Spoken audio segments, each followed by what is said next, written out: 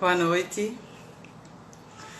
Hoje é sábado, dia 2 de abril, e eu estou já há algum tempo para vir aqui para ler um texto que eu escrevi há pouco tempo. Então, vou começar a ler agora. O título está aí nos detalhes, tá bom? No final eu abro para... Quer dizer, vai ficar aberto para perguntas. Quem quiser pode colocar as perguntas aí. Eu só vou me permitir ler o texto todo porque aí eu não perco o fio do pensamento, tá bom? Mas eu gostaria muito de ouvir as opiniões das pessoas que estão aí. Bom, o nome do texto é A Ucrânia e a Mulher. Esse texto eu terminei de escrever sábado, dia 25 de março, quando fez 30 dias exatos da invasão da Ucrânia pela Rússia. Vocês me perdoem aí que eu vou ler um pouco, vai ser melhor para todos nós aqui, porque aí eu chego melhor ao ponto, tá bom? Então, fazia 30 dias da invasão da Ucrânia pela Rússia. No dia 24 de fevereiro começou essa invasão, numa guerra não provocada. O presidente Volodymyr Zelensky pediu que, ao redor do mundo, os que pudessem, os que se interessassem, fossem para o centro de suas cidades protestar contra a invasão da Ucrânia pela Rússia. Eu não fui ao centro da minha cidade, mas desde quinta-feira que faço o meu protesto, escrevendo esse texto, que foi bem difícil para mim. Começou pequenininho e foi aumentando o suficiente para virar um momento ao vivo, assim, com outras pessoas. Então eu venho aqui completar esse protesto, que não saiu do centro de Maceió, mas saiu perto da orla aqui, a partir do centro de mim mesma. Esse texto foi escrito no dia 6 de março, 2 dias antes do Dia Internacional da Mulher, e foi minha intenção publicá-lo naquela semana. Contudo, ele foi escrito em inglês, e eu fiquei de traduzi-lo, não fiz, até que terminei a tradução semana passada. Porém, eu confio que a arte sabe por onde vai e como e onde quer chegar e quando. Talvez esse texto não quisesse se perder nas comemorações da Semana da Mulher, como se esse texto dissesse respeito apenas à mulher e à guerra. E, a meu ver, diz respeito a todos. Então, vamos aí. Íamos já no dia 11º da guerra e eu me peguei pensando, por que cada vez mais países querem se juntar à OTAN, a Organização do Tratado do Atlântico Norte? Eu mesma fico me imaginando, né, que devem estar pensando, mas essa mulher não tem outra coisa para estar pensando do que pensando em guerra? Não se esqueçam que a minha lua é em Áries, e Áries veio para guerrear. Eles vão chegando, então esses países vão chegando aos poucos, saem de fininho ou nem tanto de onde estão e transferem-se muitos deles do Pacto de Varsóvia, que foi um pacto que os países comunistas, de maneira bem grosseira colocando, fizeram vamos dizer, em competição com a OTAN, né? E esses países vão se transferindo para a OTAN. Em 1999 foi a Polônia, a República Tcheca e a Hungria. Foram 7 países, ou foram 12 países que iniciaram a OTAN. Eu não lembro dos detalhes, eu estava lendo e, enfim, vocês podem olhar, confirmar esse fato aí. Depois, em 2004 e 2009, foi Bulgária, Romênia, Eslováquia e Albânia, e até mesmo 3 países que faziam parte da União Soviética, a Estônia, a Letônia e a Lituânia. Assim que puderam, passaram-se para o outro lado. Por que eles vão? Essas nações vão? Isso foi o que eu fiquei me perguntando. Por que elas iriam? A pergunta que não quer calar em mim foi... não vivem estes povos tão felizes embaixo das asas do Peru, né? As asas da Rússia? Desculpando a ironia, não é o Peru o país. Vou direto ao assunto. Há uma contradição para mim. Se os ucranianos vivem tão bem sob a liderança russa, por que eles teriam que ingressar, que teriam interesse em ingressar na OTAN? Essa pergunta apareceu também por causa de algumas discussões que eu tive com algumas pessoas que não faziam essa pergunta. Eu fiz essa pergunta porque eu comecei a sentir falta dessa pergunta. Como se os ucranianos não existissem. Enfim, vamos continuar antes que eu Antes que eu entre aqui no que eu devo entrar só depois, né? Como se sabe na psicanálise, ninguém consegue forçar, impressionar ou mesmo convencer alguém de algo que este alguém já não tenha dentro, como um ingrediente de si mesmo. Um desejo interno tem que existir, mesmo que inconsciente. Vou repetir, ninguém consegue me forçar, me impressionar ou mesmo me convencer de qualquer coisa que eu já não tenha dentro. Um desejo interno e não sabido. Isso não retira o dolo, a responsabilidade de quem convence. Vocês já devem ter percebido onde é que eu estou querendo chegar. Oi, todo mundo, Laís, Jean, depois eu vi o Albério ali. Beijos, que bom conversar com vocês no sábado. Onde eu quero chegar, muitas pessoas que eu conheço, até amigos, né, insistiam que os Estados Unidos tinham convencido a Ucrânia a fazer o que está fazendo. E eu continuava dizendo isso, que não se convence se não há um desejo interno.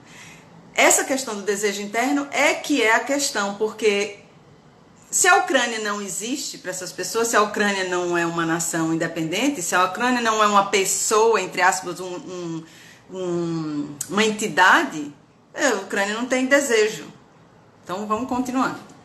Então isso não retira o dolo, a responsabilidade de quem convence, ou seja, se alguém chega para seduzir uma outra pessoa, essa pessoa também tem responsabilidade, mas a sedução só pode finalizar se há um seduzido, se há ao manipular e ao manipulado. O manipulado também tem desejos internos naquela direção. Mas é uma atividade que só acontece em parelha. Há que haver um que convence e um que quer ser convencido. E o que eu não acho que é o caso, neste caso da Ucrânia. Ela não quer ser convencida, ela sabe o que ela quer. Mas digamos que a Ucrânia fosse bobinha, imatura e precisasse ser convencida de ser livre. Não é muito difícil convencer alguém de querer ser livre. Quem não possui essa semente dentro? A do desejo da liberdade. Quem? A Rússia, que acha que ainda é a União Soviética e que é uma nação imperialista, assim como outras que existem também, mas que é uma nação imperialista em formato ditatorial, a Rússia pensa, então, que pode continuar essa ideia da União Soviética para sempre, né? Que pode reviver isso. Ela pensa que partes de si não vão querer sair desse contrato aí, se separar, especialmente no mundo em que vivemos hoje, com cada vez mais querendo ser sua própria pessoa. Você acha que países como a Ucrânia também não querem ter autonomia, ser sua própria pessoa, entidade? Ou estamos vendo a Ucrânia apenas como um objeto de desejo do Putin? Um objeto sem pensamento, sem desejos próprios, sem subjetividade, sem linha e sem direção. Para mim esse é o erro. Eu demorei para completar esse texto, até é difícil para lê-lo aqui, porque eu acho que é redundante. Eu leio o que eu escrevi e eu fico pensando, mas gente, isso é óbvio. Eu não preciso estar falando disso. Mas não é óbvio.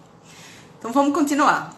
Falando em astrologuês e um pouquinho. Nós já estamos adentrados numa era que energeticamente está sobre o arquétipo de Aquário. Nesse arquétipo, ou seja, nesse modelo mental do inconsciente coletivo, as pessoas querem ser livres. Isso quer dizer também que povos, nações querem ser donas do próprio destino. A OTAN não tem como convencer alguém a se juntar a ele se esse alguém, no fundo, não tiver esse desejo. E pelo Eros da deusa, quem gostaria de fazer parte da Rússia? Ou parte da Coreia do Norte? Ou parte da China? Quem? Levante a mão agora, né? E acabemos com essa hipocrisia. Quem gostaria de morar na Rússia? Qual país queria ser parte da Rússia? Por que tantos países ficam tentando se separar? Por que a União Soviética acabou? Essas perguntas são extremamente óbvias para mim. No entanto, são perguntas que eu não vejo constando por trás da retórica das pessoas. Apenas aqueles que devem e não têm a opção estão lá, a meu ver. Quem gostaria de fazer parte de uma nação com um presidente que tem uma mentalidade do século XX, a mentalidade da União Soviética? Há um fato que acaba com todo e qualquer argumento sobre essa guerra. Nunca nos esquecemos de que Putin está há 20 anos no poder, e isso só por si é uma anomalia. É um problema, e é um problema doentio. Porque, como sabemos, há muitos anos, a mudança de poder é necessária, é salutar. A democracia descobriu isso. Até a natureza inteirinha funciona assim. Essa foi a grande descoberta da democracia. Achar jeito de recusar a tentação de poder. Achar jeito de recusar a tentação de poder. Isso é um avanço moral e que nos custa. Custa a cada um. Não custa só as nações, custa a cada um de nós recusar ter todo o poder para que outros tenham poder. Na prática funciona assim, eu tenho menos poder para o coleguinha poder ter também. Recusar a usar a nossa agressividade a toda força. Organizar a nossa instintividade, o desejo de ter tudo só para mim. Dá para identificar aí de quem que eu estou falando, né? Vide Putin, vá ouvindo isso e vá vide Putin, né? Tá faltando esse mecanismo. E pode fazer até uma relação interessante sobre isso. Jung disse que o contrário do poder é o amor, que onde há amor é porque eu cedo poder, eu renuncio a ter todo o controle. E onde há questões de poder, o amor vai minguando. Porque amar é capacidade de entregar, de abrir território, de confiar que não serei atacado pelo poder do outro. Será que a democracia não descobriu uma das facetas do amor? Vou deixar essa pergunta louca no ar. Saber resignar o poder, deixá-lo para que outro entre, né? Para que outro também tenha um pedacinho do poder. Não será essa uma forma de amor? Às vezes vemos a política apenas pelo viés mental, pelo viés racional, mas tudo tem todos os vieses juntos. E o emocional está lá o tempo todo. É um problema do patriarcado, ou seja, da nossa, digamos, da nossa mentalidade racional, separar as coisas e achar que as coisas não têm vieses psicológicos, psíquicos, emocionais, físicos, instintivos, que a política é limpa. Então, antes pelo contrário. Limpa que eu digo de aspectos humanos. Então é por isso que eu quis trazer esse texto, que é um texto que fala de política a partir da visão emocional, da visão psicológica, da visão poética, porque é com o que eu trabalho, da visão energética. Será que o esforço que alguns países fazem de manter democracias, mesmo com percalços, dificuldades, erros e acertos, não é o esforço de manter práticas de amor e não de poder? Lembra o que eu falei há um minuto, né? Que oi, Adri! Tava ali esperando. Adoraria ter essa conversa com você, mulher. Então, será que vou repetir. Será que o esforço que alguns países fazem de manter democracias, mesmo com percalços, dificuldades, erros e acertos, não é o esforço de manter práticas de amor e não de poder? Alguns dirão que estou louca. Quem viver verá. Sobre essas relações profundas entre as coisas. Então, repetindo, Jung falou que o amor é o contrário do poder. Onde tem questões de poder, falta amorosidade. Francamente, não vejo como a Rússia pode continuar sendo o que é no século XXI.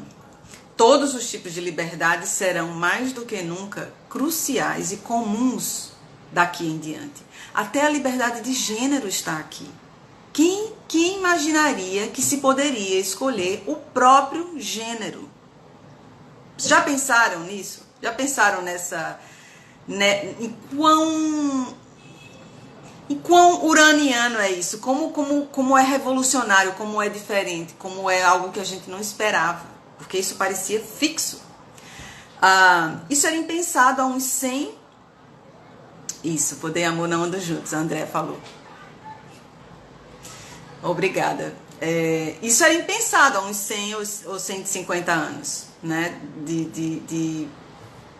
Imagine, 100. Isso era impensado há, sei lá, 50, 60 anos, né? Na geração dos meus pais, eu mesma não imaginava que questões de gênero fossem ser discutidas e fossem ser elaboradas a partir do desejo de cada um de ser quem é, o que é, de decidir a própria liberdade de direcionamento na vida. É uma nova fase na história da humanidade. Vassalos, vítimas, escravos e seus dominadores não cabem mais na realidade. Repito, vassalos, vítimas, escravos e seus dominadores não cabem mais na realidade do século XXI. Sendo dessa forma, Putin já está morto, simbolicamente, e ainda não sabe disso. Não há base energética para ele e para essas ideias dele mais. É como se ele fosse um fantasma. O que a gente está vendo agora é um eco. É como um eco. Eu coloquei o título no subtítulo desse texto, eu falo a caída final do patriarcado, né? E a potencialidade das vítimas se libertarem por elas mesmas. Então, isso, Marta, tudo bom? Querida, é um novo patamar mental coletivo. Perfeito, perfeito. E tudo que você falou aí é palavra-chave, né? Então, assim, subimos um degrau e tá todo mundo meio desacostumado, né? E o mais interessante, que o degrau, na evolução, o degrau anterior desaparece, né? Que nem aqueles joguinhos, não dá pra ir pra trás mais, já era. Então, assim, não se percebeu ainda que a base energética do patriarcado ruiu. Antes do Covid, ele já estava chegando perto, o Covid fez a ruptura final, ruiu aquela base energética, e agora, sabe aquela planta que já morreu, mas ainda está de pé, e quando você vai lá, já tentou arrancar uma planta que está viva e uma planta que está morta? Quando você vai arrancar a planta que está viva, ela não sai, é duro puxar, a raiz, ó, presa e profunda. A planta que está morta, ela sai rapidinho, porque a raiz já morreu. Então, é disso que eu estou falando aqui. Quer saber uma coisa muito curiosa e reveladora, né? Você notou que a Ucrânia é falada sobre como se ela não existisse? Como se ela não pensasse, como se não tivesse desejos próprios. Falo ela, mas é do povo, do seu povo que eu falo, das pessoas. Pensando sobre essa guerra, veio uma analogia muito forte para mim, que é o crucial desse texto, né? E essa analogia seria o seguinte: uma mulher que esteve sob um marido autoritário e deu sinais de que quer deixá-lo. Uma mulher que esteve sob um marido autoritário deu sinais de que quer deixá-lo. As assistentes sociais chegam e se plantam do outro lado da rua, em frente à casa dela, dizendo: se você sair, a gente não te dá as costas. Mas as assistentes sociais não invadem a casa. Isso é uma provocação ao marido? Sim. O autoritário perderá a sua mulher? Talvez, provavelmente. Mas o que esta mulher deseja entra em conta? Seu desejo de possuir seu destino é válido? E mais, os assistentes sociais estão errados? A OTAN existe porque uma grande parte do mundo quer, sublinhar essa palavra, quer que ela exista. Ela está sendo feita por eles, caso contrário, ela teria encruado. A OTAN existe porque tem um grupo de países, de nações, de identidades, que quer que ela exista. Senão ela teria morrido, né? Como outros pactos já enfraqueceram e praticamente desapareceram. Isso é fato, isso é fenomenologia. Olhar o que existe, não o que se gostaria, não o se. O meu trabalho é todo baseado em fenomenologia. O que é, revela. O que é, tem força. É planta com raiz. Mesmo que seja algo que eu acho que é ruim, mas o que está ali por alguma razão energética. Tem energia para estar. Está vivo. Não é errado se agrupar para se proteger contra autoritários como Putin.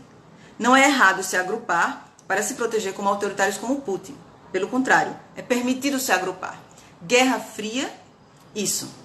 Tem muita gente que está reclamando, né? Ah, Guerra Fria. Isso não é melhor que Guerra Quente? Não sejamos tolos e acreditemos que um autoritário com 20 anos de poder existirá e viverá feliz para todo sempre. Ele terá todo tipo de gente observando-o e ele deve ser observado. Essa guerra estava fadada a acontecer e, na verdade, demorou muito para tomar forma. Não é errado ter ambições, como a Ucrânia está tendo. É permitido, especialmente em relação à própria identidade. Esta é a raça humana, uma construção imperfeita. Mas podemos discordar sem violência. A OTAN é boa nisso, mas a Rússia não. Por que a OTAN é boa nisso? Porque justamente ela foi criada para que não se escale a uma guerra quente. Guerra, aí vamos para a ideologia.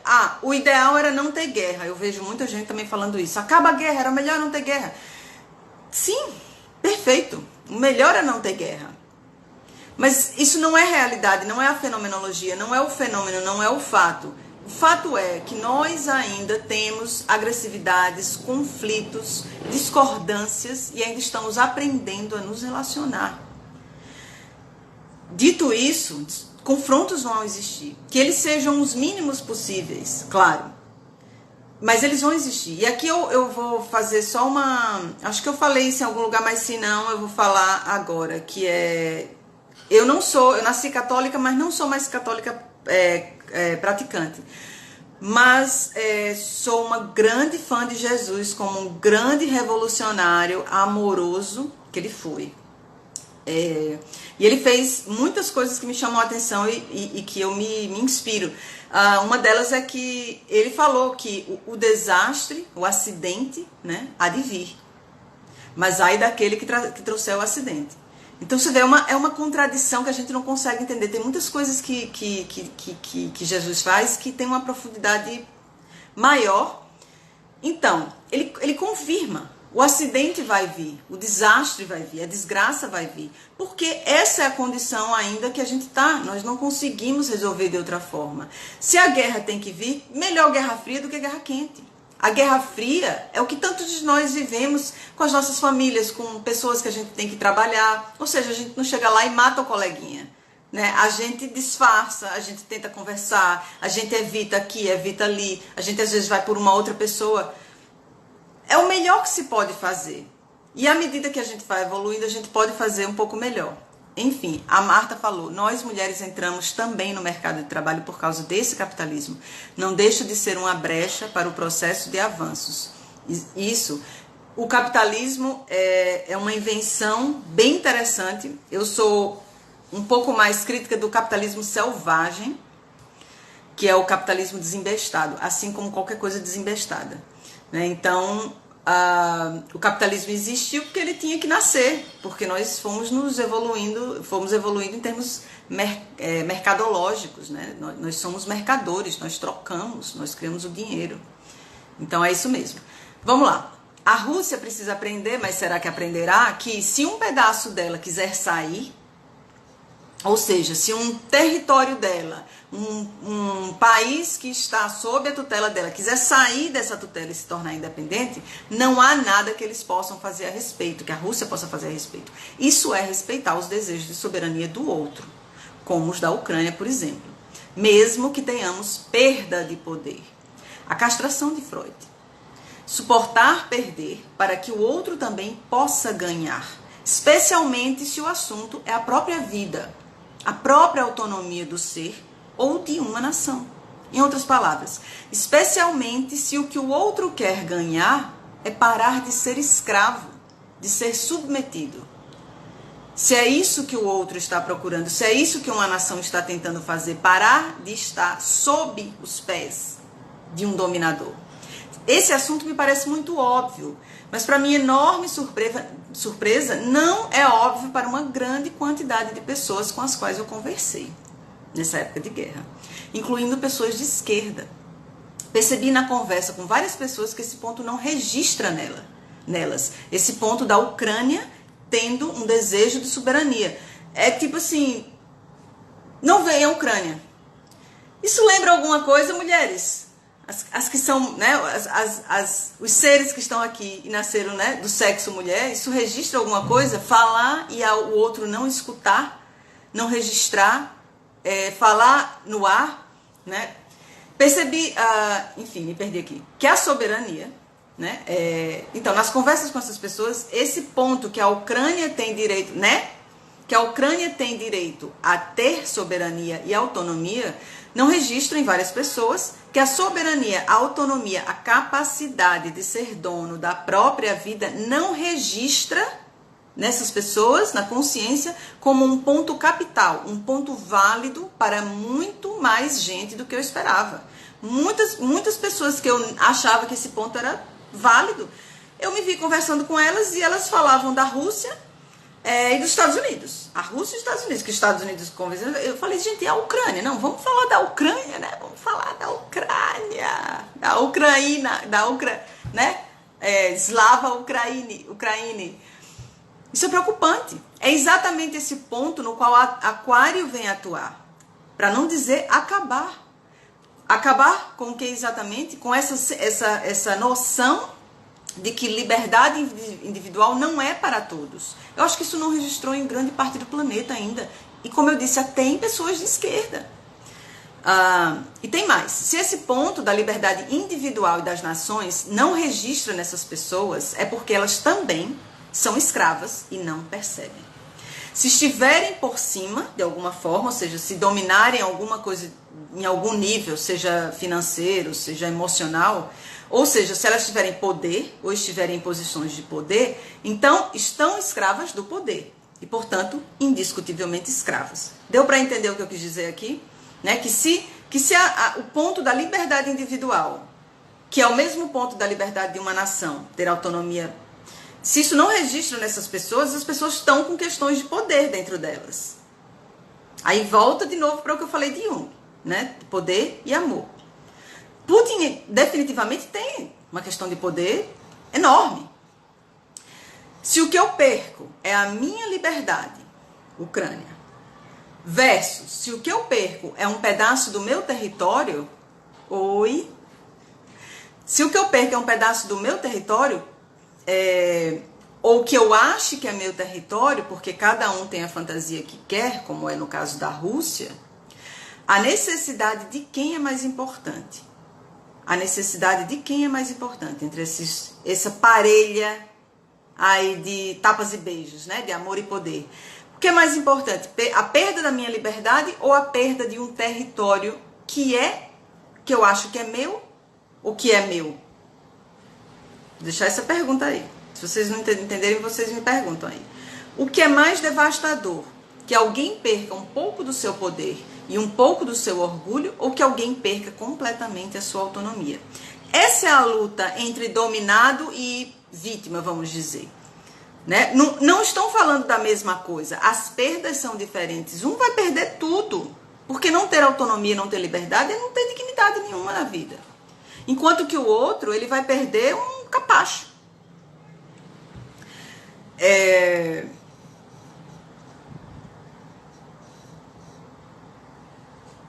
Eu me sinto falando dos escravos quase, né? É incrível como essa história volta, porque nós, aqui no Brasil, já a escravatura acabou há mais de 100 anos, eu acho, né? No mundo também. E eu tô falando disso, gente, eu fiquei um tempão sem querer ler esse texto, porque eu falei, não, esse texto não tem nada a ver, porque escravidão não existe mais. Existe. A necessidade de quem é mais crucial? Minha necessidade de possuir você ou sua necessidade de possuir a si mesmo? Qual necessidade é mais importante? A necessidade de quem é mais importante? Que o marido autoritário não seja desafiado para que o seu orgulho não seja manchado, ou que a liberdade da sua esposa, a mulher que ele mantém, seja enterrada completamente? E com isso a vida dela. Eu estou falando aqui, eu dei o exemplo, fiz a analogia de um casal, né, de um homem e uma mulher, porque é mais próximo da gente. A gente conhece histórias, a gente conhece situações de mulheres que estão em situação de submissão, né, com um cônjuge. Então, Me parece que é um paradigma a ser quebrado neste momento da humanidade. Conseguimos ver, e aqui eu coloquei em letras capitais, conseguimos ver essa mulher que se tem acima, ou ver a Ucrânia como alguém digna de autonomia, como alguém digno de soberania? Conseguimos? E aí eu peço, sejamos honestos, pensemos. Ou nos relacionamos com eles como escravos, que é o que eles têm sido, como propriedade minha, como um pedaço de algo, para ser falado sobre, mas não para ser falado com, perguntado o que quer. Essa foi a impressão que eu tive quando eu conversei com uma variedade de pessoas sobre essa guerra e como nós estávamos falando de coisas diferentes, porque eu falava da Ucrânia, que a Ucrânia quer isso, que a Ucrânia quer aquilo, e as pessoas não mencionavam a Ucrânia. Esse é o típico discurso do escravocrata, que não fala do escravo. O escravo não é ninguém, o escravo não tem desejos assim. É uma coisa. E a Ucrânia está sendo tratada como coisa por muitas pessoas, não só por Putin, né? Como um pedaço, né? Uma coisa pedaço do território dele. Na psicanálise, a Rússia seria o equivalente ao bebê que não aguenta a frustração de perder, a frustração de não conseguir o que quer. E então, a realização do seu desejo caprichoso significa uma perda muito maior para o objeto do seu desejo. Mas isso nada importa para aquele bebê. Ele quer. É a condição narcísica do bebê, né? Ele não consegue ver nada além dele, tudo é dele.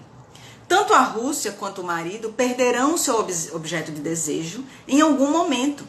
A Rússia perderá a Ucrânia, porque esta conquistará sua independência. Porque essa força da procura da independência é muito forte, ela vem com muita energia. Ou ela perecerá sob o domínio destrutivo e imaturo do seu dono, que, reitero, não aguenta ser frustrado. E o marido perderá sua mulher da mesma maneira. Ou ela terá a coragem de atravessar a rua em direção aos assistentes sociais que a esperam do outro lado, ou esta mulher morrerá de perda de alma. Isso tornará um zumbi como tantas mulheres fizeram a vida inteira, porque elas se perderam de si mesmas. Perderam a guerra de serem donas de si, do que pensam, do próprio corpo, do que querem fazer. Perderam a autonomia, sua soberania. Eu estou com a Ucrânia e eu estou com a OTAN. Isso é o melhor que pode se fazer por enquanto. Não estou tentando convencer, o que eu quis dizer é que, a meu ver, o melhor que pode ser feito nesse momento é o que a Ucrânia e a OTAN estão fazendo. Sim, Guerra Fria, que não é... A guerra está quente, na realidade, mas tem algumas guerras frias rolando, por exemplo, as sanções, né? É um tipo de guerra fria. A Guerra Fria, que é muito melhor do que a Rússia está fazendo atualmente, que é a Guerra Quente. Então, sim, a Ucrânia é uma mulher. E esse talvez seja o fechamento de uma luta muito antiga. A luta contra a escravidão, que começou com a escravidão das mulheres e que uma grande maioria das mulheres ainda está submetida hoje em dia de maneira óbvia e tantas vezes não tão obviamente. Esse é um assunto bem sério sobre o fato de que as mulheres foram as primeiras escravas, até mesmo muito, muito antes dos negros serem escravos. Então, no início dessa submissão da mulher, que foi há mais ou menos uns 6.000 anos, ali no finalzinho do Neolítico, quando o nosso cérebro pensante começou a se formar, essa submissão foi esse começo dessa matança do lado feminino do ser, desse lado feminino dentro da gente. Começando com paulatinamente, né, foi-se instituindo uma série de sanções quase, né? Uma delas é a natureza. O homem, quando eu digo homem, a mulher, o ser humano, né, passando por aquilo, queria controlar tudo. E para controlar, controle é poder, controle é cercear, é submeter. É disso que eu falo aqui. Eu não sei se eu estou sendo claro o suficiente, porque eu já falei muito sobre o feminino, a polaridade do feminino, e como a polaridade do feminino foi pisoteada, como tudo que é relacionado ao feminino é pisoteado. Não tudo que é relacionado à mulher. Lembrar que o feminino é uma polaridade, uma força que existe em todos. não só nas mulheres. Essa parte é o que está pisoteado em todos nós. E essa briga entre a Ucrânia e a Rússia é muito típica, é uma representação tipo teatralesca, assim, dessa briga. Rússia sendo o patriarcado ali e a Ucrânia sendo o feminino, querendo sair para viver a própria vida, né? A mulher que está tentando deixar o marido autoritário que é dono dela. Curiosamente, bem no outro dia, depois da escrita desse texto, que foi em 6 de março, 2 dias antes do Dia da Mulher, eu assisti uma conversa intitulada A Mulher, o Corpo e a Escrita, no canal do Bazar do Tempo, no YouTube, com a escritora Hélène Cixous, sobre o seu livro O Riso da Medusa, escrito em 1975. Este livro é bombástico e completamente feminista. Fala de tudo que qualquer mulher gostaria de falar para um outro ou para si mesmo, mas não tem coragem, nem mesmo no banheiro no escuro. Assim, acima de tudo, o Riso da Medusa é sobre a escrita feminina e o que seria esse bicho, né? O que seria a escrita feminina. Esse bicho existe, mas para minha boa surpresa, Hélène trouxe o assunto da guerra em algum momento. Ela é uma mulher de 85 anos, maravilhosa, francesa e hiperlúcida, e ela trouxe a guerra e ela fez a mesma comparação. No momento da conversa, em falando da guerra, Hélène disse: imaginem que a Rússia é um homem e a Ucrânia é uma mulher. Meu queixo caiu assim, né? Porque fazia um dia que eu tinha escrito aquele texto no dia anterior, eu fiquei achando que eu estava maluca. É também o meu ponto de vista que dessa forma fica mais claro de entender o que está acontecendo e o que está sendo libertado. E por que eu acho que esse é talvez a atacada final do patriarcado. Talvez. Eu quero aprofundar um pouco mais a relação entre isso e o que eu falei até agora, que a libertação da Ucrânia é a libertação final do feminino, com uma entrevista recente do presidente Zelensky, que eu assisti e gostei muito. Mas para isso eu preciso fazer um comentário que vai ajudar a gente. E é uma observação que eu faço usando a fenomenologia, que eu falei mais cedo. Ou seja, um fato em si é um sinal em si, revela simplesmente pelo que é. Né? Uma cadeira de 4 pernas revela sobre como ela se apoia no chão, como é o tipo de base que ela tem, né? Que ela não é não são 3 pernas, não é a numerologia do 3 é uma coisa, a numerologia do 4 é completamente diferente. É por aí. Este comentário é que absolutamente tudo o que acontece fora de nós e que toma forma no mundo lá fora teve que necessariamente ter existido em essência dentro de nós inicialmente. Esse é o princípio do feminino primeiro, ou do inconsciente primeiro, ou do caos primeiro. Ou seja, tudo é criado ou existe no inconsciente, no caos primeiro, antes de existir no consciente. E assim tomar uma forma racional ou concreta. Deu para entender? Vou continuar. Qualquer coisa vocês perguntem. Se a guerra da Ucrânia existe, de acordo com essa teoria, é porque essa necessidade de lutar pela própria autonomia está em processo no mundo inteiro, numa variedade de pessoas e indivíduos, ou até já aconteceu dentro. Quando algo manifesta fora, é porque aquilo já está em andamento dentro ou até já se completou. É assim, tem que ser assim. Essa é uma lei.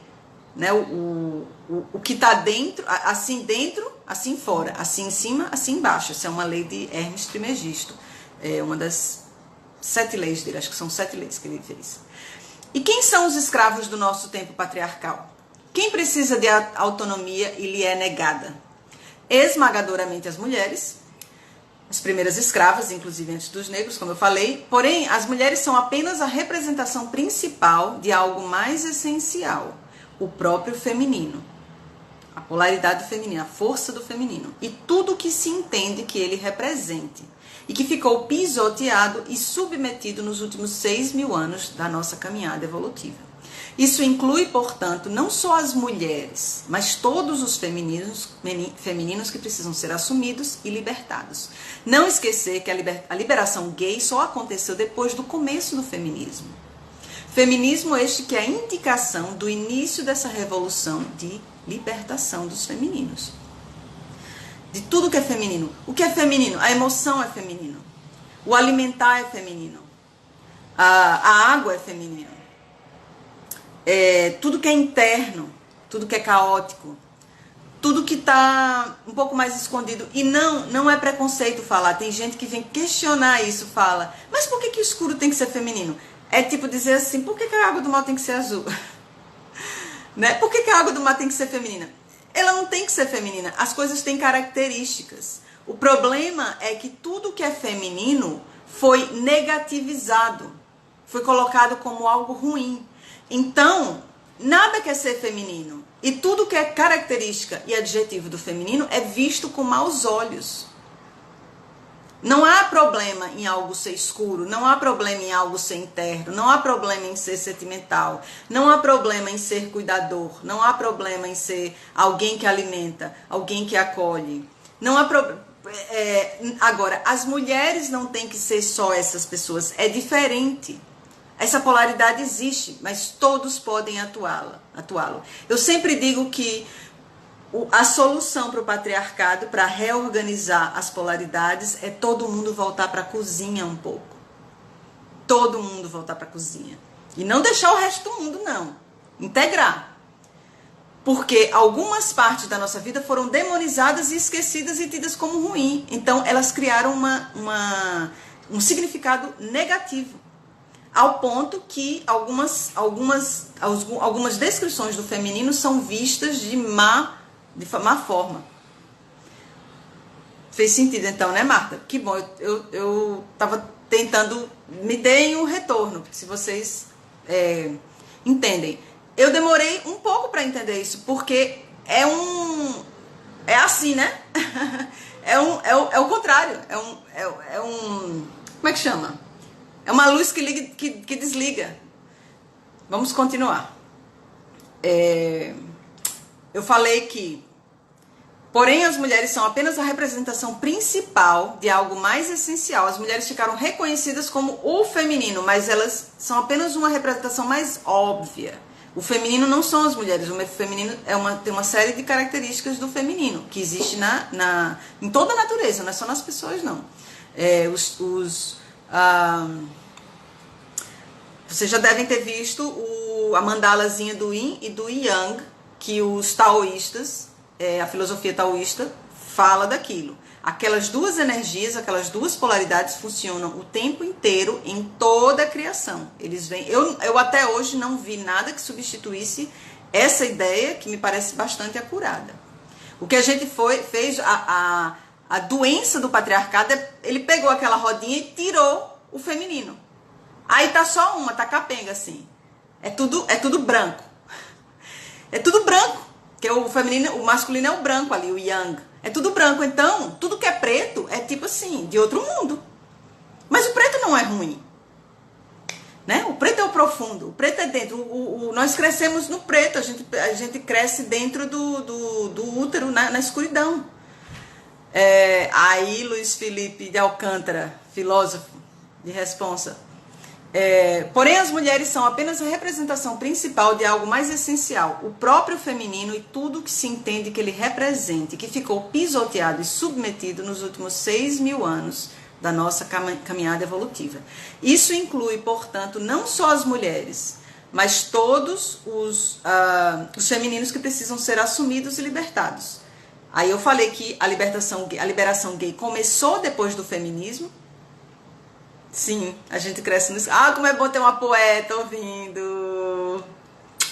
Se eu tivesse coraçãozinho aqui, eu mandava pra tu. Então,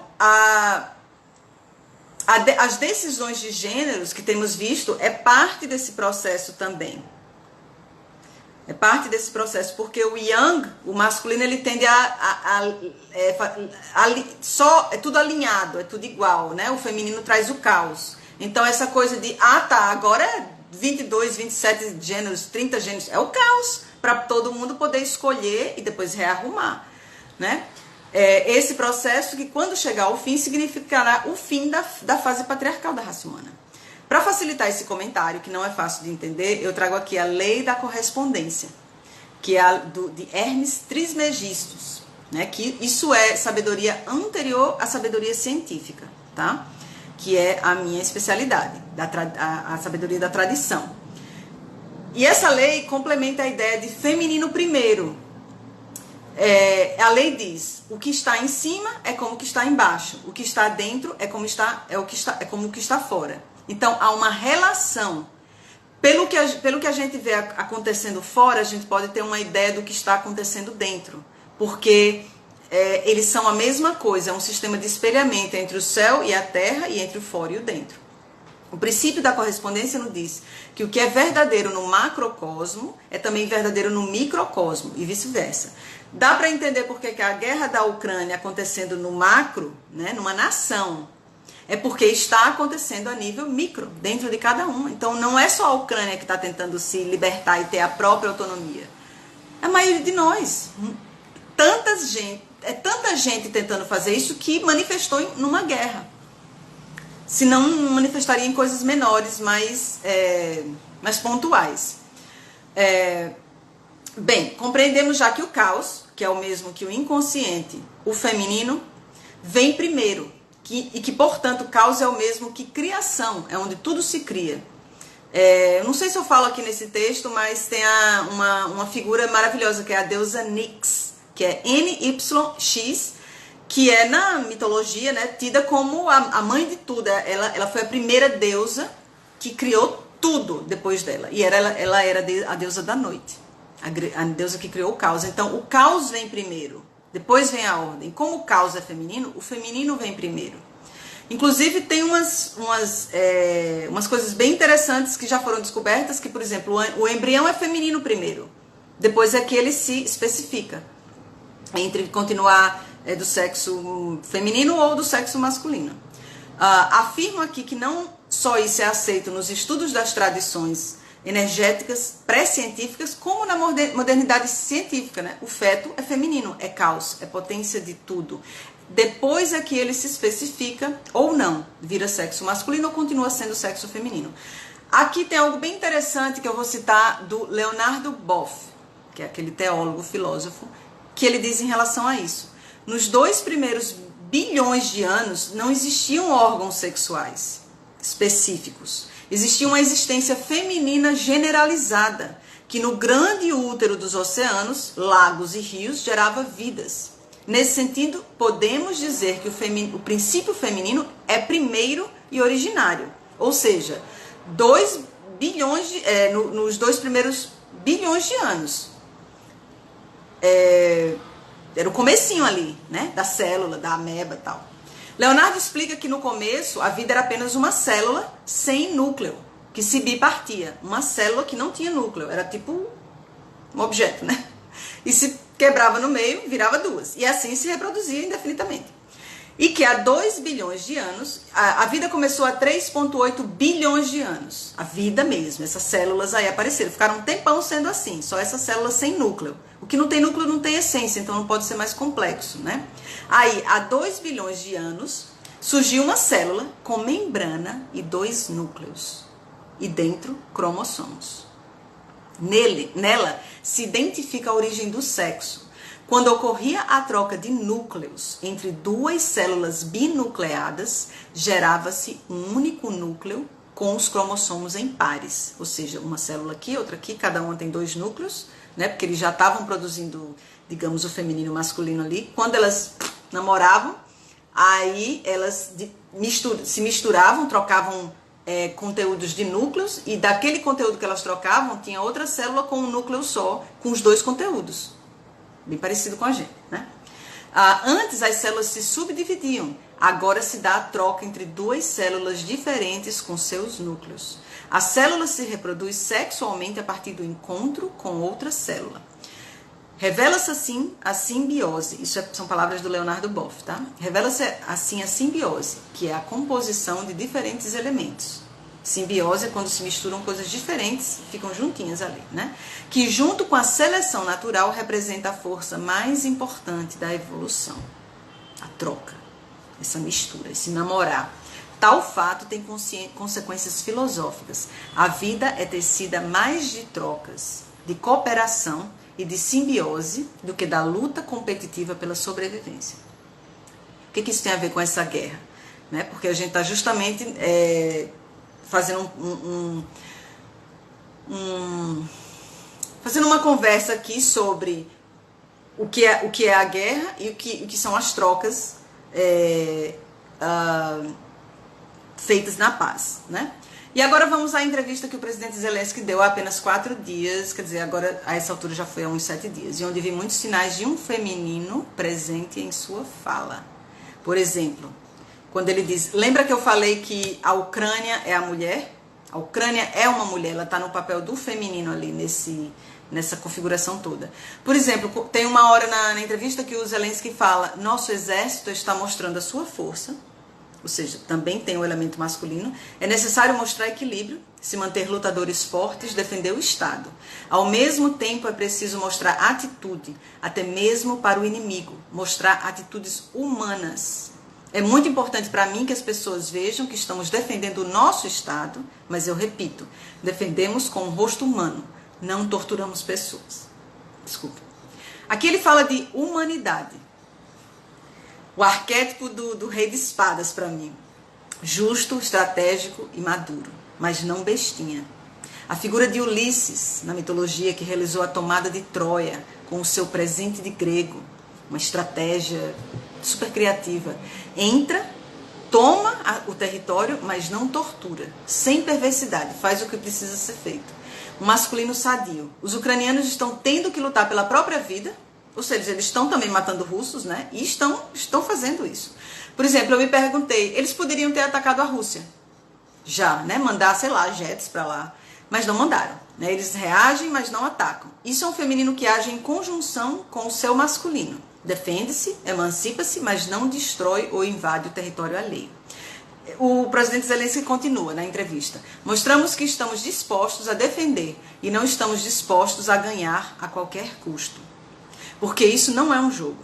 Estamos enfatizando a diferença entre aqueles que vieram invadir o nosso Estado, vieram até a nossa terra. É muito importante para nós mostrarmos que o nosso povo está lutando de uma maneira civilizada. O que ele quer dizer, o mais civilizado possível para não morrer. Quando ele diz, nos unindo podemos dar um basta no agressor. Olha que frase que está sendo muito... essa atuação também está acontecendo entre as mulheres, entre as minorias, entre aqueles que estavam excluídos, estão começando a se ajudar, né? Por exemplo, entre as mulheres havia um histórico de competição e de não se ajudar.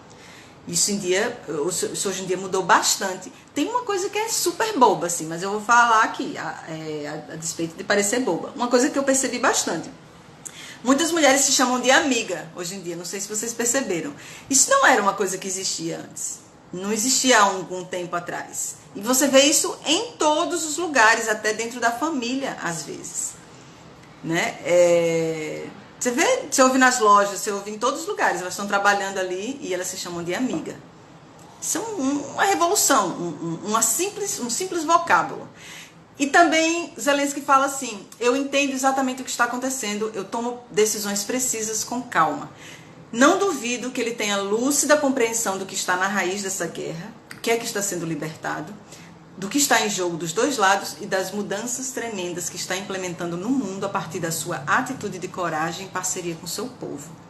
Quando se ouviu de um povo que se defendeu assim?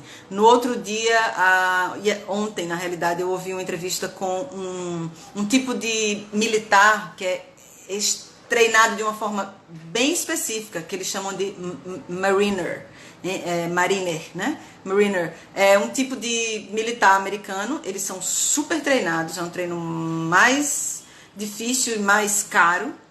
E esse rapaz está lá na Ucrânia ajudando e tal, e ele disse que na carreira dele inteira, ele nunca viu um povo se levantar e se defender como a Ucrânia tem feito. Eu também nunca tinha ouvido, mas como eu não sou militar, não sigo essas coisas, eu não sabia. Ele falou isso e eu achei bem interessante. Vou citar outra fala do Zelensky, que ele fala sobre confiança e construtividade, que são, eu estou dando exemplos aqui de como ele traz conceitos que eu considero do feminino da cooperação, que são muito conceitos que não existem muito no patriarcado, né? No patriarcado selvagem, né? Que a gente chama. Ele fala, quero ser o mais positivo possível, não no sentido de sorrir, mas positivo em termos das minhas ações. Não quero machucar nenhum dos nossos cidadãos, as pessoas são importantes, porque veja, as pessoas elas mesmas que estão defendendo o nosso Estado. Isso quer dizer que as pessoas são o nosso mais importante e possivelmente único tesouro e proteção. Um feminino bem potente aqui nele e ativo. O reconhecimento do elemento humano. Zelensky continua, esta é a nossa cúpula de ferro, esta é a nossa União Europeia, essa é a nossa gente. E nessa hora ele ri, porque o Zelensky, eu descobri, ele é um tipo 7 no Eneagrama, que é um sistema que eu estudo, e por isso que ele foi um cômico, né? Então eles têm muito contato com o prazer, com a maneira de sair como maneira de sair da dor, do riso, a piada sendo uma sublimação dessa dor, né?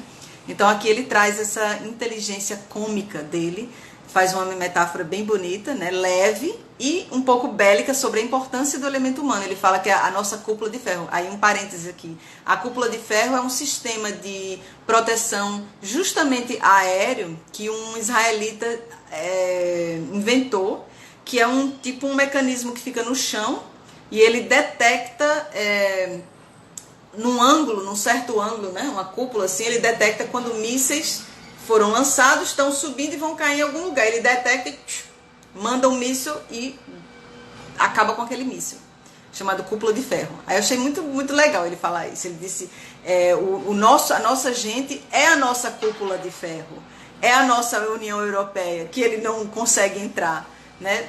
Achei maravilhoso isso. O presidente Zelensky também é perguntado sobre como é estar no meio dessa mudança histórica, no sentido de que se vê a união de um povo com o seu governo em defesa de si mesmo, assim como uma união de muitas nações no mundo, especialmente na Europa. E só um parênteses aqui, uma coisa que eu já descobri ontem, que foi nessa entrevista com esse Mariner, que tá lá trabalhando na Ucrânia, e ele disse que o Zelensky, assim, ele conheceu, né, chegou a conhecer o Zelensky, e disse que foi uma honra, assim, porque um ser humano, ele disse, pense num ser humano que nasceu para esse momento, para passar para ser o líder ali, e ele disse que ele é um líder muito adequado para aquilo, porque ele é um ótimo representante do que o povo quer, do que o povo, eles não estão brigando, né? Ele leva justamente essa ordem do povo a todo lugar que ele vai. Então eles estão, como é interessante, né? Coisas que a gente nunca viu antes tanto, um povo e seu líder alinhados. De novo, na astrologia, o povo é a lua. A lua no mapa, por exemplo, a lua, dos significados da lua é o povo. E o sol, o presidente, o rei, o seu líder. E essas estão muito em contradição, muitas vezes, no mundo que a gente vive. E você vê que há uma integração, que é também algo novo, que no patriarcado há essa dificuldade, né, de unir esses lados, né, do masculino e do feminino, do escuro e do claro, do dia e da noite, da mãe e do pai. É sempre uma briga, eles não conseguem se integrar para poder fazer um trabalho mais bem feito. Então o Zelensky diz assim, acho que essa é a última parte, tô bem no finzinho já, tá? Eita, passou a polícia. O mundo irá mudar. Ele fala isso, já mudou. Políticos estão com medo do seu povo. Eles temem responsabilidades sociais. Eles veem que as pessoas estão reagindo diferente. E em muitos países as pessoas nos apoiam 100%, mas os seus líderes não nos apoiam 100%, por uma razão ou outra. Eu não estou aqui dizendo quem está certo, mas isso significa que a opinião pública e da sociedade vai ficar mais forte do que a opinião de qualquer líder. Isso é uma baita de uma afirmação e muito, muito antecipatória, muito vidente da parte dele. Isto é, quando vemos mudanças nos processos, mudanças que não levam só a teorias, mas a democracias feitas pelo povo. Democracia popular não é uma revolução. A democracia é primeiro e acima de tudo do povo. Se você quer ser o líder da sua sociedade, você tem que ser o líder, não o comandante. Mas ser um líder é viver com eles no mesmo espírito. Portanto, me parece que essa democracia do povo está tomando seu lugar no mundo e isso levará a novas alianças de segurança mundial. Acredito muito que haverá novas alianças no futuro. Isso ainda estou falando, é a fala do Zelensky, tá? Aqui. E ele continua. Acredito muito que haverá novas alianças no futuro. Isso não significa que é necessário sair de alianças existentes ou destruir coisas que já funcionam. Não, não é isso. As pessoas apenas querem paz, tranquilidade, estabilidade e, mais importante, confiança. Aqui neste momento, com todos esses desafios, confiança, ele fala. Seja com o novo Covid ou Deus nos proteja, guerra. Incrível que ele fala isso, porque ele está numa guerra, né? Uma pessoa que vive aqui, paga imposto, que reside aqui, que veio para cá ou nasceu aqui, é um cidadão do mundo pela paz. E essa pessoa tem que saber que ficará protegida nesse país, e essa pessoa vai para outro país, a pessoa estará protegida lá. A pessoa não sofrerá lá. O mundo está sendo confrontado com esse desafio. Ou seja, manter todo mundo dentro das suas liberdades. Ou os novos líderes, né, aceitam esse modelo e concordam com essas alianças de segurança mundial, né, de liberdades das pessoas, ou haverá a mudança de muitos líderes mundiais e essas sociedades acharão as pessoas apropriadas para elas. Aí eu entro no astrologuês de novo. Zelensky é um aquariano e o arquétipo de aquário, uma das palavrinhas-chave é liberdade. Né, que haja igualdade, que haja liberdade. Ele também fala de um ultimato nessa entrevista, né, no sentido de querer forçar-se as pessoas ou nações a fazerem o que elas não querem. Né? Então ele diz, nos deram um ultimato, mas ele não vai levar a nada. Nos disseram, aqui está o que você deve fazer e isso vai acabar com a guerra. Isso é incorreto, não vai levar a lugar nenhum. A questão não tem a ver só comigo. A questão tem a ver com o fato de que governo e povo estão unidos aqui. Nós não vamos todos poder fazer o que eles querem. Nós não podemos resolver isso com ultimatos. Deu para entender a sutileza do que ele está falando? Que ele quis dizer, eu não mando aqui. Tem gente morando aqui. Eu apenas represento eles. Eu não posso decidir o que fazer aqui. Eu tenho que seguir o que a maioria vai querer. O cara tem uma cabeça democrática, né? A questão, aí ele fala, nós não podemos resolver isso com ultimatos, não dá para resolver a guerra com ultimato. E o que a Ucrânia não vai realizar coisas na base do ultimato. Ou seja, ou você faz o ultimato, que típico da brutalidade, da truculência do masculino doente. A gente realmente acha nesse mundo que a gente vive que a gente pode forçar as coisas, as pessoas e as situações. Isso é uma crença, isso é uma ilusão. Nós não podemos concretizá-los. Obrigada, Adri. Vá colocando aí o que você, se vai vindo outras coisas que eu não acessei aqui, porque esse assunto é vasto e você como advogada deve estar tendo aí muitas outras ideias, né? Nós não podemos concretizá-los nem mesmo fisicamente. Nós perdemos pessoas.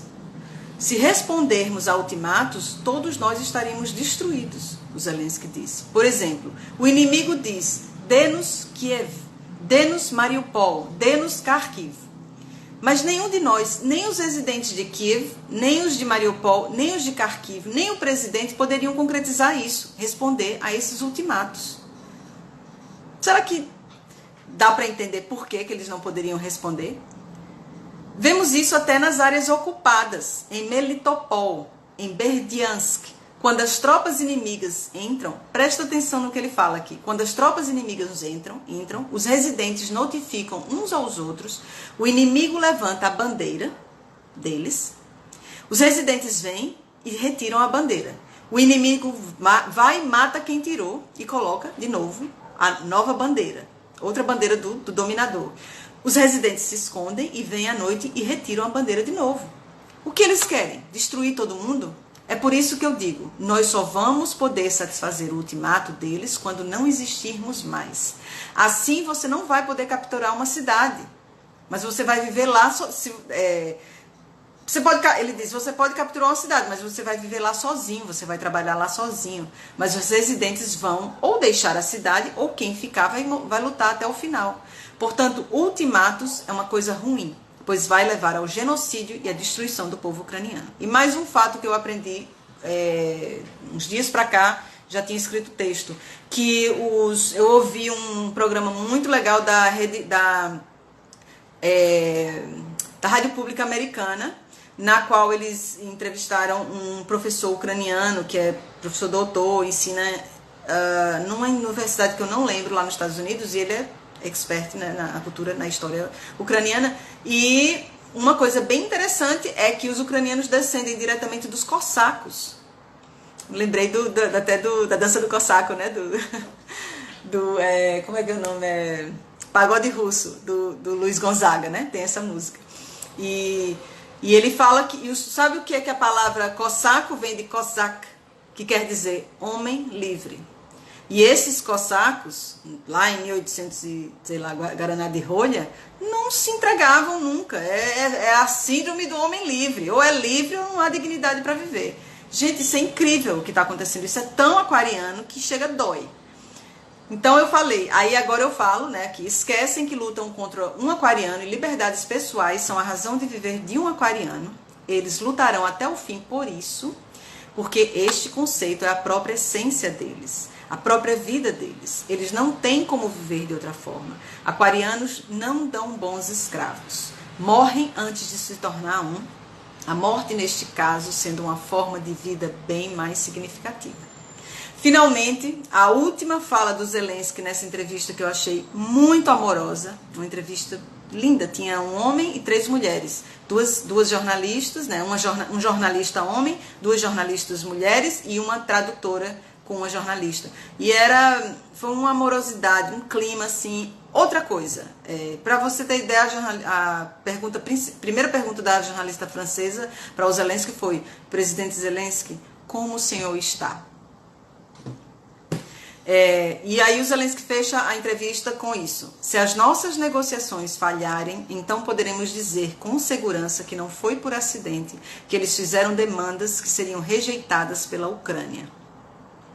Ele está colocando demandas, o Putin, né? Está colocando demandas com as quais não podemos concordar antes de dizer nós simplesmente queremos a paz. Ou seja, dá para ver a manipulação do Putin, né? Coloca demandas que são impossíveis de qualquer pessoa concordar, porque isso significaria se manter na escravidão. E coloca essas demandas para esconder o fato que, na realidade, eles não querem a paz. Eles queriam invadir, então colocaram demandas que eram impossíveis de seguir. Pouco antes de revisar esse texto, eu ouvi a notícia de que a Rússia anunciou que entrará na sua segunda fase da guerra, que a gente já ouviu desde o começo da semana passada, eu acho, né?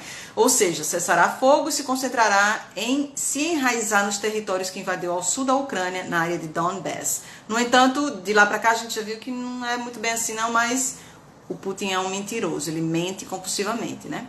Até agora, o presidente Zelensky se posicionou que o que pode ser negociado é a desistência da entrada da Ucrânia para a OTAN e apenas isso, que seria o análogo à mulher do marido autoritário dizer: o máximo que posso fazer é mandar os assistentes sociais embora, nem 1 milímetro a mais. Continuarei lutando pela minha independência, pois não se negocia com a liberdade de ninguém, não no século XXI. Ave Aquário. E para fechar esse protesto, que esse é o meu protesto, e eu vou dizer daqui a pouco porquê, vou abrir para a gente conversar aqui um pouquinho, eu gostaria de ler a última fala do Zelensky, na realidade a última fala foi essa, desculpem. Na entrevista que eu mencionei, quem quiser o link me diga, é em inglês, mas eu posso ensinar uma maneira do YouTube gerar legendas em português, tá? E é no canal DW, que é um canal alemão. E aí o Zelensky fala, no final, a última mesmo frase dele: todos precisam virar ucranianos. Olha só isso. Não que vaidade dele. Todos precisam virar lutadores pela própria liberdade. É isso que a Ucrânia está ensinando aqui. Como é que a vítima para de ser vítima.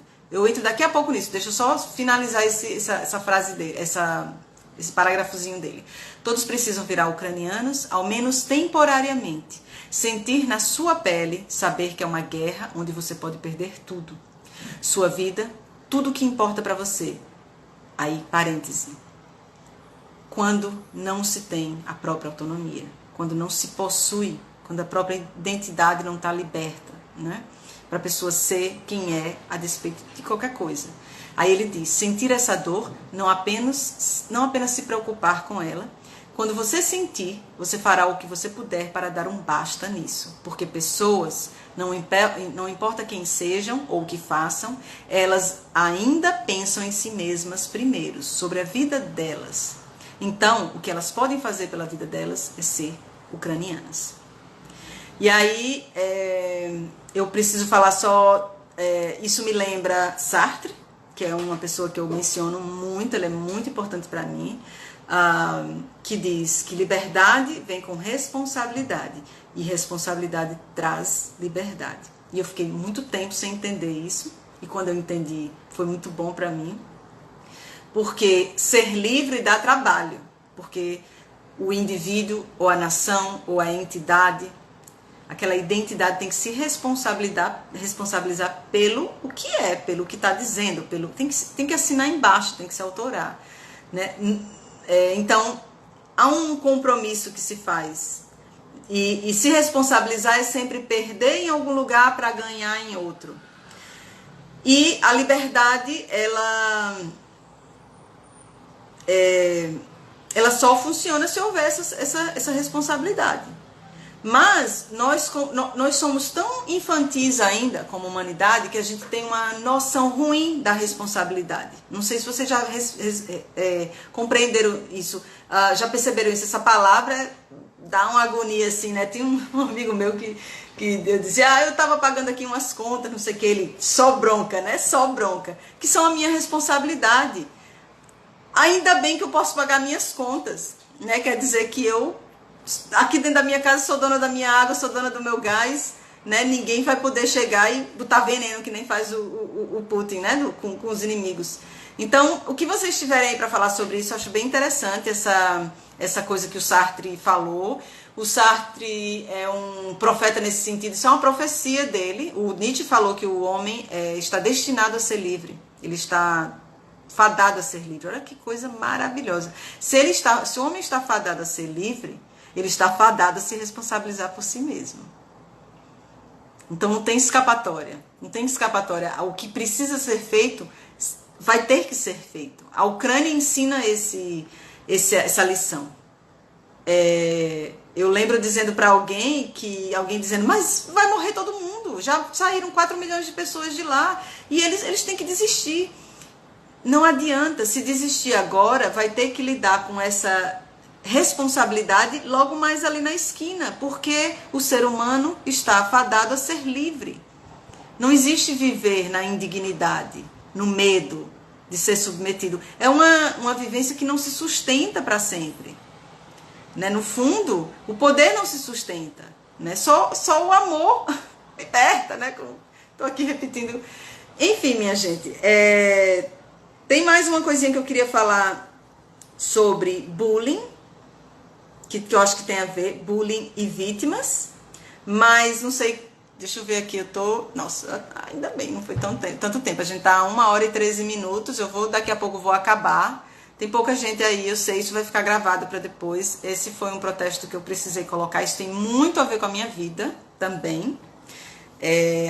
A guerra me tocou demais. Eu nunca me interessei por uma guerra na minha vida. Eu morei nos Estados Unidos por 17 anos, que é um lugar que se fala de guerra, que haviam guerras acontecendo, é um assunto, mas eu nunca acompanhei nada, nunca me interessei, porque não era o tipo de guerra não é o tipo de guerra que eu vivo. o que eu vivi, ou a qual é uma guerra crucial para eu me libertar, né, na minha vida. E que é a guerra de muitas pessoas. Primeiro que eu sou mulher, então todas as mulheres compartilham um certo tipo de guerra, que é essa guerra pela independência, que é uma guerra difícil, porque até mesmo às vezes a gente não quer essa independência, a gente quer, mas a gente não quer, porque para tê-la a gente tem que se responsabilizar. A gente tem que virar homem, né? Aquela história, mas sem perder o feminino. É complicado. Então, quando eu vi, de repente, quando essa guerra começou, e foi num dia muito forte, eu acho que foi numa lua cheia, dia 24 de fevereiro, ou foi num dia que, não, foi num dia que Plutão fez uma conjunção aí bem complexa, aí me pegou e eu senti bastante o que é que a Ucrânia, eu falei, eu nunca vi uma coisa dessa, eu nunca vi um povo se defendendo dessa forma. Acho que vocês já ouviram a frase célebre, que ficou célebre agora, do Zelensky, que já fizeram até camisetas para isso, né? Que o presidente dos Estados Unidos ligou oferecendo para retirá-lo de lá, acho que ele, a família dele, né? E ele falou, a briga começou, eu preciso de munição, não de uma carona. E assim, arrepiante, né? O cara tem, vamos falar em bom nordestês aqui, coragem da gota. Depois eu também assisti então assim, eu fui assistir um pouco sobre a vida dele, fiquei querendo conhecer esse ser humano, né, que tá conseguindo, eu não faço ideia de como é que ele consegue estar ali dentro, naquela situação. Deve ser uma situação muito... Eu teria várias crises de pânico já, porque o nível de ansiedade, ele é o alvo número 1, né? O alvo número 2 é a família dele, então ele tá ali caçado. E eu assisti sobre tem um canal no YouTube chamado Bio. É sobre biografias, e fizeram um documentário curtinho de 30 minutos, que também, todas essas coisas que eu tô falando aqui, quem quiser me fala, eu posso passar o link e ensinar como o YouTube preparar as legendas em português. Dá sim, viu? Aí é em inglês, mas eles falam um pouquinho do passado dele, como foi que ele chegou, e ele é empreendedor. Ele faz acontecer. O que ele precisa, ele faz acontecer. Fez antes do... Então, assim, na realidade, esses são os presidentes do futuro, né? Pessoas de ação, de sabedoria, de visão e de igualdade, né? Ele está muito no pé de igualdade ali, sabe o lugar dele de líder, sabe onde ele tem que estar, mas ele está no igual ali, né? Ele está na... É difícil explicar isso em vocábulos ainda, né? Qualquer coisa que eu falar aqui vai parecer uma fantasia, né? Então, e algo que eu ia falar sobre bullying, se alguém tiver alguma pergunta aí, coloque, se alguém percebeu alguma coisa, algumas pessoas já participaram, foram excelentes. O que eu ia falar sobre bullying e vítimas é que o Putin é um bully, né? Ele é um bully, eu não sei qual é essa palavra em português, um truculentozinho, né? E a Ucrânia estava nesse lugar de vítima, né? Faz tempo que eles estavam tentando se libertar. A minha intenção aqui é trazer analogias, porque às vezes a gente vê uma guerra assim lá longe e acha que não tem nada a ver com a gente. E lembra do que eu falei da lei da correspondência? Assim como fora, dentro. Assim como em cima, embaixo. Então, essa guerra da Ucrânia com a Rússia são guerras cotidianas que nós próprios travamos. Tem gente que está nessa situação com o chefe no trabalho, ou a chefe no trabalho, né? Vitimizado, pisoteado, engolindo ali, né? Ameaçado. Tem gente que está nisso no casamento, tem gente que está nisso com uma pessoa da família, tem gente que está nisso dentro de um grupo. Há várias situações que essa guerra é muito parecida. Então, eu já venho dizendo há algum tempo que as vítimas vão ter que se libertar. Que a libertação que está vindo, essa libertação que é o final do patriarcado, dessa era, o patriarcado é sobre dominação, é sobre uma era que o nosso racional cresceu, né? Nós inventamos coisas maravilhosas, foi um caminho de evolução, né? Não há ressentimentos, mas não há arrependimentos, né? Porque é devastador muitas vezes o que o Racional fez, o tanto de bobagem que a gente fez.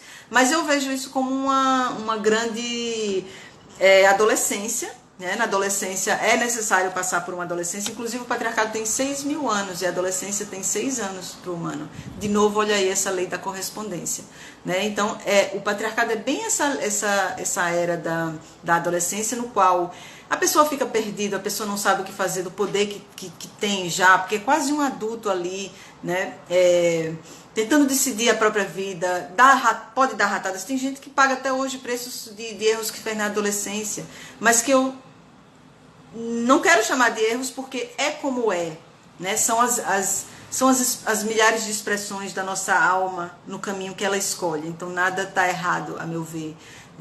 Tudo é caminho, né? Então, embora às vezes a gente ache, né, que foi um erro, mas é um caminho cheio de aprendizados também. Então, nós estamos chegando no final dessa fase, que a gente está entendendo a bagaceira que deu, esse excesso de racionalidade, esse chute que a gente deu para tudo que é instintivo, né, animalesco. A gente até não se acha humano, acha que a gente não é humano, desculpa, que a gente não é animal, né, mas nós somos animais racionais, e o chute no emocional, né, que eu sempre falo, que o Cláudio fala que são 3 inteligências. E eu vejo como esse final do patriarcado como uma conexão, uma integração desses 3 centros de volta, né, o emocional e o instintivo. E a gente vê que tem muita coisa acontecendo nesse sentido, né? Tem todo um movimento de sustentabilidade. Se você segue as redes, se você está percebendo o que está acontecendo, tem muitas coisas já passando nessa direção. A coisa do feminino no sentido das pessoas voltarem-se para elas mesmas, né? Para o indivíduo, né? Olhar para dentro e ver o que é que eu sou, o que é que eu quero, né? Eu sou desse gênero, eu sou daquele gênero. Isso tudo é parte do caos, né? Isso tudo vai se arrumar de alguma forma. A gente não sabe como, porque não cabe a nós saber, né? Cabe a nós vivenciar isso. E então, assim, e uma coisa que era sempre difícil das pessoas entenderem era que, mas a vítima precisa ser ajudada, alguém precisa vir libertar essa vítima, e a vítima fica esperando por aquilo. E todos nós já fomos vítimas em algum momento, e provavelmente somos. A gente é muito vítima, né? Porque a gente não é muito, como humanidade, a gente não é muito desenvolvido ainda em termos de se empoderar, de ter uma coluna dorsal forte, né? De ter estrutura para suportar uma série de coisas. Por isso que tem tanta confusão no mundo, né? Tantos conflitos, tanto quebra-quebra, porque a gente não consegue se harmonizar. Mas tudo bem, é como é, né? É um caminho. Então, o Sartre, o que ele falou, ainda vai ser compreendido, e talvez vai começar a ser compreendido agora, que isso é frase minha, mas eu acho que está embutido ali no que ele fala, que liberdade dada é caridade. A real liberdade é conquistada pela própria entidade daquela identidade. Não pode ser dada, ninguém pode vir e libertar. Por exemplo, isso aconteceu com os escravos. Alguém veio e teve que libertar os escravos. E eles estão, né, até hoje, os descendentes, né, dessas gerações ainda estão aí perdidos. Isso acontece muito, porque na realidade o trabalho interno não foi feito. Mas também ao mesmo tempo ia dizer, poxa, mas até quando isso ia continuar? Então, não tem boa solução para nada. Eu acho que as coisas acontecem do jeito que elas têm que acontecer também. Mas foi uma libertação física, digamos. Mas não foi uma libertação, né? Teve gente que nasceu escravo, viveu a vida inteira escravo, nunca desenvolveu uma valorização do ser, nunca tinha nome, nunca criou identidade. A identidade dele era ser escravo dela, né? Isso há 100, 150 anos, 200 anos atrás. Nós temos essas raízes no nosso DNA, especialmente aqui no Brasil, que está tudo misturado. Então, como é que a vítima vai conseguir ela mesma se libertar? Essa é a grande pergunta. Essa é a grande questão. Mas ela precisa achar jeito, achar maneira, e a Ucrânia deixa um grande legado nesse sentido, né? De que, primeiro ele diz, se nós unirmos, nós podemos parar o agressor, né? Então, o princípio da cooperação, que é um princípio bem feminino, né? De se juntar, porque juntos somos mais fortes, né? E se apoiar. E é isso que eles estão fazendo lá na Ucrânia. Olha, é de arrepiar a identidade daquelas pessoas. Eu vou falar uma coisa antes que eu esqueça, que eu falei que veio uma outra comparação para mim, que se no passado as pessoas iam para os Estados Unidos para ganhar dinheiro, quem sabe no futuro as pessoas não vão para a Ucrânia para ganhar identidade, para descobrirem quem são, né? Porque eles dão uma lição. O hino da Ucrânia começa assim: a Ucrânia ainda não está morta. Olha que frase forte. Que povo perseguido, né? E que identidade que não morre nunca, né? Então, depois eu recomendo muito vocês assistirem. Procurem no YouTube, tem ali a história da Ucrânia. Vocês vão achar alguma coisa aqui e ali, né, que fala como tá no DNA deles, essa intensa sensação de identidade, de quem eu sou, do que eu quero, para onde eu vou. Eu me agencio, né? Eu sou a minha própria agência. E aí, essa questão do bullying, então, o patriarcado vai acabar não pelos que estão dominando, são as próprias vítimas que vão subir, que vão se levantar. Como? Essa que está a pergunta, né? Aonde cada um vai buscar força, desenvolvimento pessoal, sabedoria, maneira, jeito de se libertar do que precisa se libertar. É de cima, é de baixo para cima, né? Não é de cima para baixo. Porque não é assim que funciona, porque quem está dominando vai querer sempre dominar.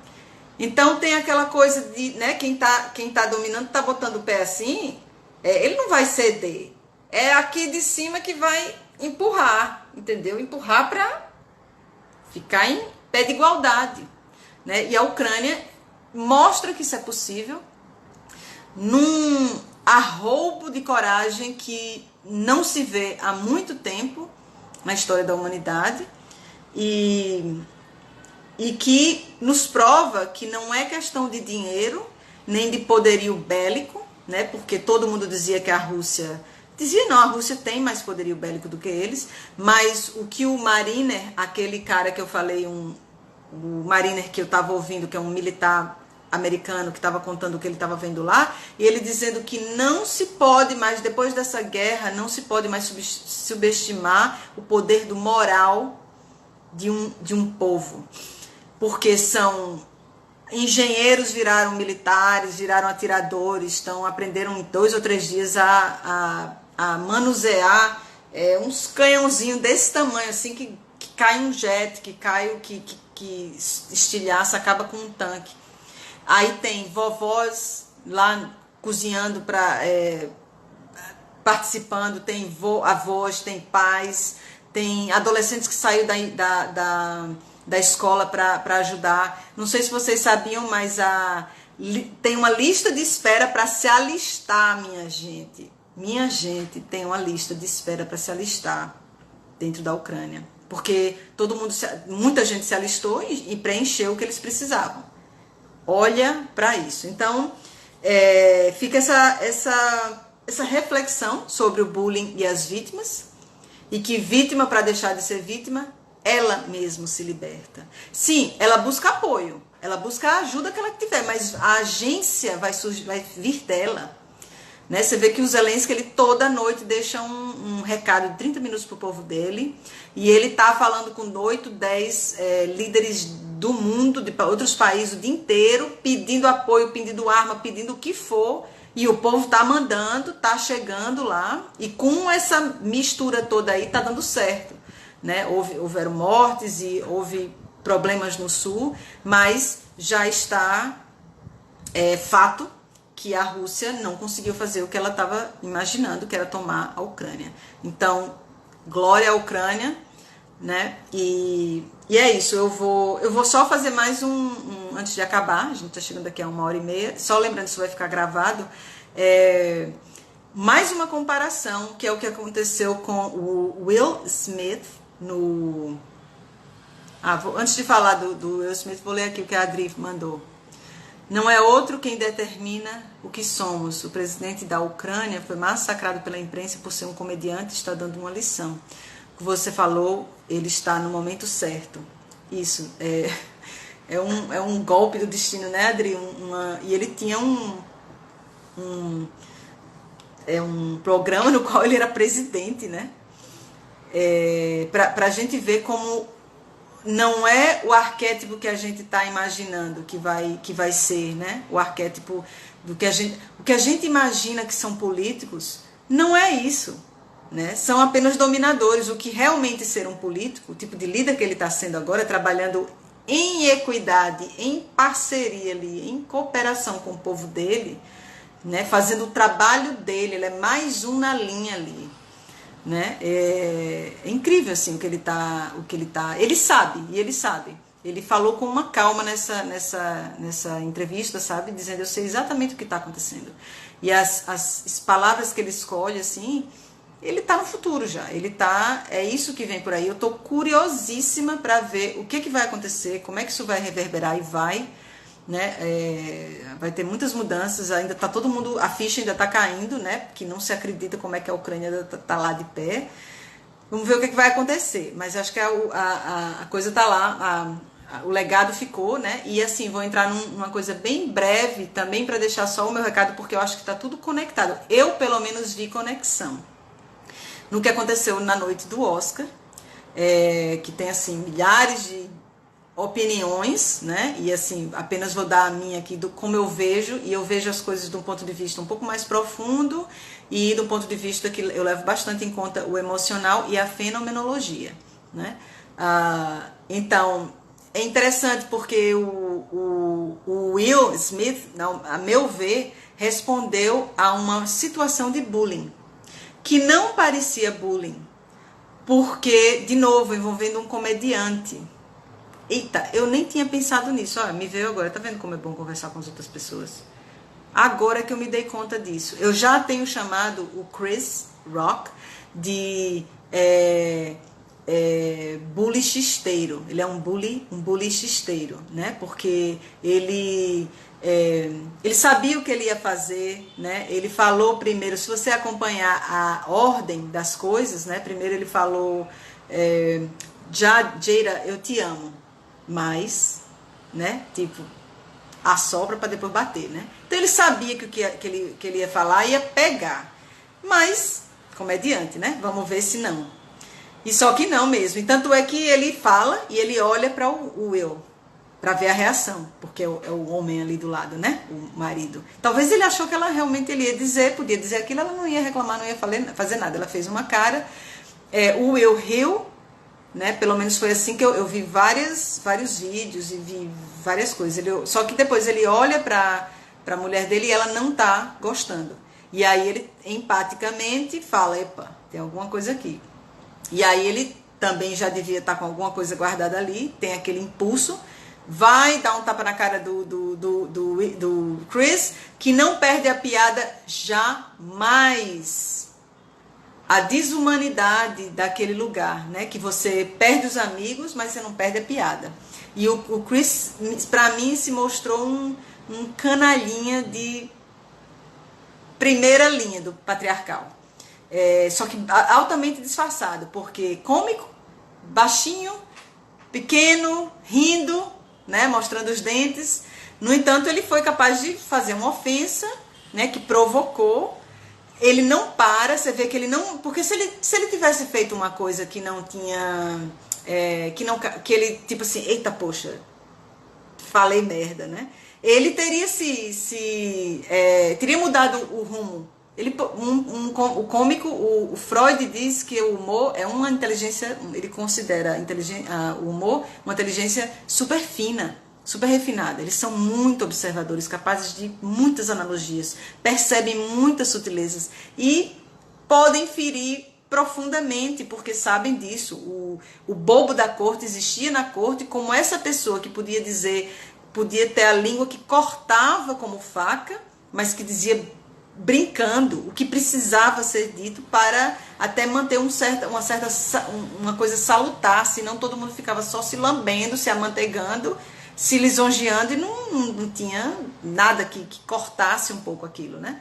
Então você vê que o Will vai lá, ele faz piada antes, na hora que o Will tá indo, ele faz piada depois que ele leva o tapa, ele insiste de novo, diz a mesma piada de novo, diz o nome do filme, e o Will tem que gritar de lá, e enquanto isso todo mundo tá acreditando que aquilo não aconteceu ainda, que é tudo presepada, né?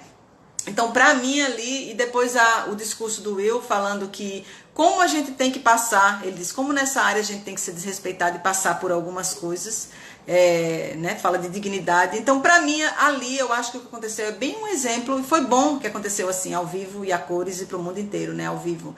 Um exemplo de bullying e vítima, né? Que no passado, talvez até ele ficasse calado, né? E também tem a relação entre o homem negro, o parceiro negro com a mulher negra, que não é igual do parceiro branco. Imagine apenas isso. A Meryl Streep sentada no lugar da Jada, não sei se ela tem um marido, ou qualquer outra pessoa branca, sei lá, a Rainha Elizabeth, né? E se não seria diferente o que a gente estaria falando agora? E se não iam cair em cima do Chris Rock, né? Então, tem uma questão de racismo de base aí, né?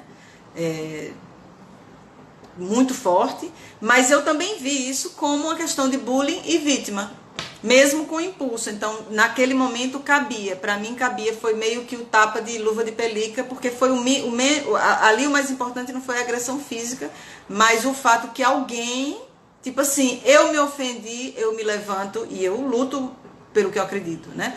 É incrível o nível de hipocrisia de todos os atores ali, e o Oscar, que não admite, claro que não admite. A mesma coisa, é o patriarcado e o feminino.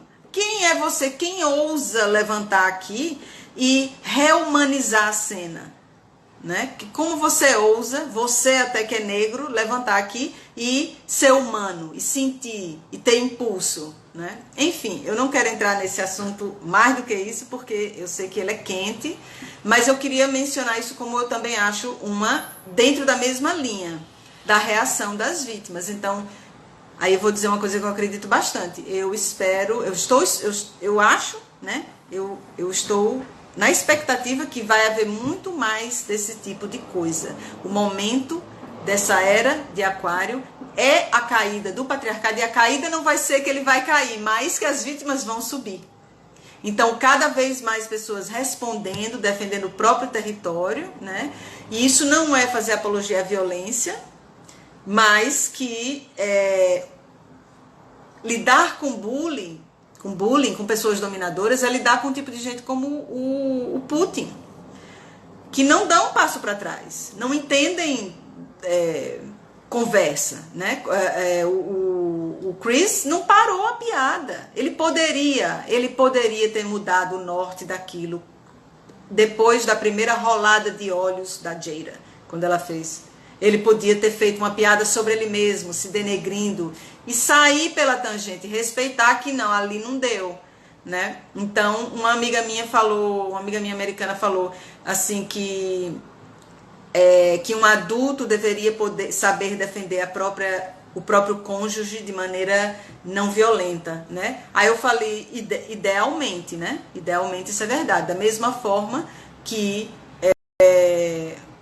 um cômico, um adulto, né, poderia saber de não fazer piada das doenças dos outros. E mesmo que ele não soubesse, ele foi informado pela reação dela naquela hora, ele poderia ter mudado de curso, né? Mas ele não mudou. Para mim, o Chris Rock, me desculpem, me perdoem a palavra, porque às vezes só essa palavra pra gente entender. Ele é um cretino, ele é um canalha. O Cláudio Naranjo, que é um homem que eu sigo, ele falava que o patriarcado é uma mentalidade canalha, né? De desprezar, de fazer que não houve, de ser cínico, né? De dominar mesmo, da Ucrânia falar, não, mas nós temos direito, e eles... Quem é a Ucrânia? Entendeu?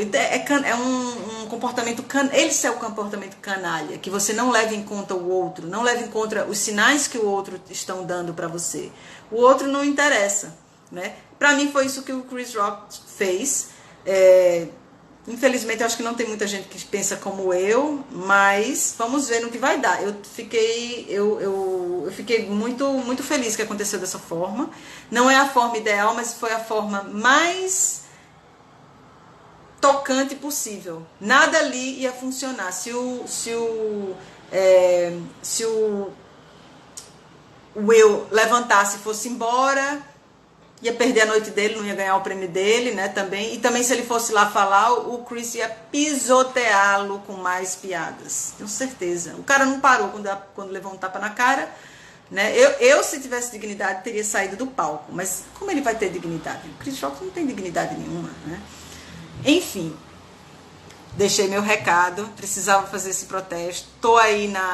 Tô de olho, né? Quem tiver alguma pergunta, eu também gostaria de dizer que eu continuo os atendimentos, tanto de mapas astrológicos como de tarô. Eu leio tarô terapêutico. Quem tiver interesse pode me contactar aqui através da Lua Negra Cartoneira. A Lua Negra Cartoneira é uma editora independente de livros artesanais de autoria feminina e traz uma nova maneira de escrever, desenhar e oracular.